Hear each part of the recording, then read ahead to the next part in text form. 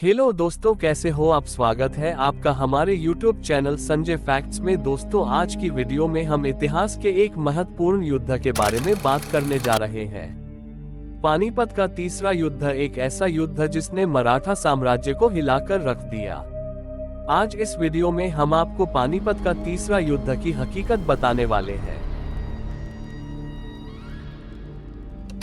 पानीपत एक युद्ध स्थल के रूप में जाना जाता था। वर्तमान में इनकी स्मृतियां ही पानीपत की पहचान है। यहाँ लड़े गए 3 युद्ध भारतीय राजनीति और शासन तंत्र में आमूलचूल बदलाव का कारण बने। इनमें से पानीपत का तीसरा युद्ध भारत के सैन्य इतिहास की एक क्रांतिकारी घटना माना जाता है। ये युद्ध 14 जनवरी 1761 को अफगान लुटेरे अहमद शाह अब्दाली की फौज और सदाशिव राव भाव के नेतृत्व में मराठों के बीच लड़ा गया। इस युद्ध में लाखों मराठे खेत रहे और अहमद शाह अब्दाली विजेता बनकर उभरा।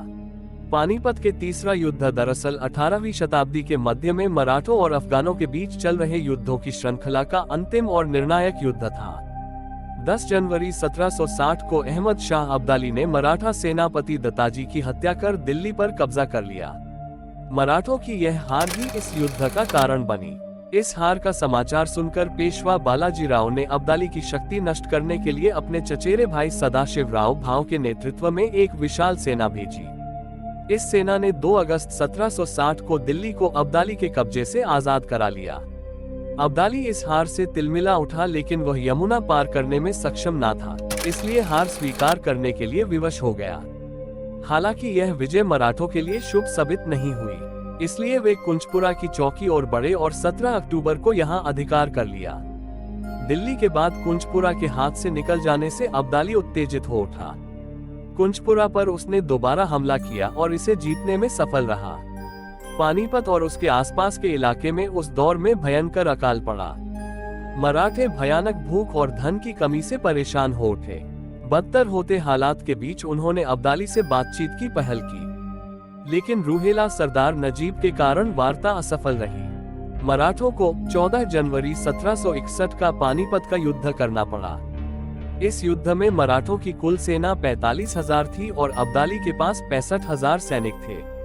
मराठे अश्वसेना और तोपखाने की दृष्टि से बेहतर थे, जबकि अब्दाली की पैदल सेना बेहतर थी।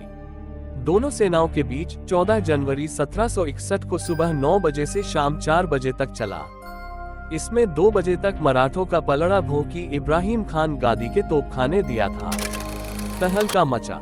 उसी समय पेशवा के पुत्र विश्वास राव को गोली लग गई। वो मौके पर ही शहीद हो गए। विश्वास राव को मरते देख भाव पागल हो उठे। वो हाथी से उतरे और घोड़े पर बैठकर अब्दाली की सेना में घुस गए। ऐसी स्थिति में उन्हें शहीद ही होना था और वही हुआ। मराठा सेना में इस घटना से भगदड़ मच गई और वह हार गई। पेशवा को हार और अपने भाई व पुत्र की मृत्यु का समाचार एक पत्र के जरिए प्राप्त हुआ। पत्र में लिखा था, 2 मोती नष्ट हो गए और 87 स्वर्ण मोहरें खो दी गई और चांदी तांबे की तो गणना ही नहीं।